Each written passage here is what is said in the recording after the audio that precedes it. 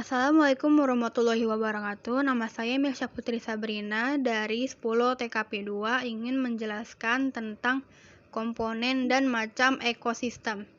Komponen ekosistem merupakan bagian dari suatu ekosistem yang disusun ekosistem ini sendiri sehingga terbentuk sebuah ekosistem.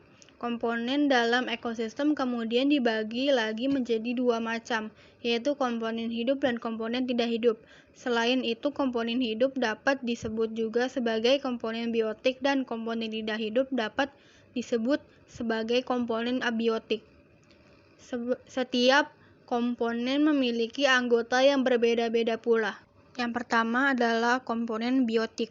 Komponen biotik pada suatu ekosistem adalah makhluk hidup itu sendiri, sebab ekosistem tidak akan pernah terbentuk tanpa adanya makhluk hidup di dalamnya. Contohnya, organisme autotrof atau produsen disebut sebagai produsen karena organisme ini mampu membuat makanannya sendiri. B. Organisme heterotrof atau konsumen. Organisme heterotrof ini memperoleh makanan dari organisme autotrof atau produsen dan akan memakan sesama organisme heterotrof lainnya. C. Mengurangi atau dekomposer merupakan golongan akhir dari komponen biotik dalam sebuah ekosistem. Yang kedua adalah interaksi dalam ekosistem. Interaksi antara komponen biotik di dalam ekosistem dapat terjadi melalui peristiwa makan dan dimakan. Pada peristiwa makan dan dimakan terjadi aliran perpindahan energi antara makhluk hidup. Aliran energi dimulai dari produsen seperti tumbuhan. Aliran energi dalam bentuk rantai makanan dapat digambarkan seperti padi berperan sebagai produsen, tikus berperan sebagai konsumen pertama, ular berperan sebagai konsumen kedua, lalu burung elang berperan sebagai konsumen ketiga, lalu konsumen puncak. Yang ketiga adalah macam-macam ekosistem. Yang pertama, akuatik atau air. Ekosistem akuatik merupakan ekosistem yang komponen abiotiknya sebagai besar terdiri atas air.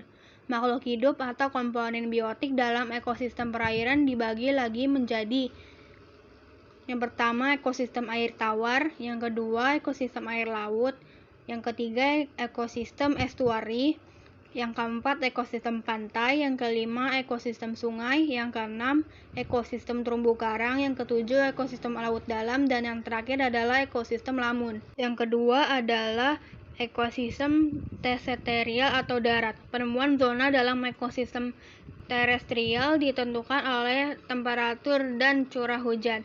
Ekosistem terestrial dapat dikontrol oleh iklim dan gangguan iklim sangat penting untuk menentukan mengapa suatu ekosistem terestrial berada pada suatu tempat tertentu. Contohnya tundra, kars atau batu gamping atau gua. Hutan hujan tropis, hutan gugur, taiga, sabana, padang rumput, dan gurun. Yang terakhir adalah ekosistem buatan. Ekosistem buatan merupakan ekosistem yang diciptakan manusia untuk memenuhi kebutuhannya. Contoh ekosistem buatan diantaranya adalah bendungan, hutan tanaman produksi seperti jati dan pinus, agrokosistem berupa sawah tada hujan, sawah irigasi, perkebunan sawit, ekosistem pemukiman seperti kota dan desa, dan terakhir adalah ekosistem ruang angkasa. Sekian dari saya. Wassalamualaikum warahmatullahi wabarakatuh.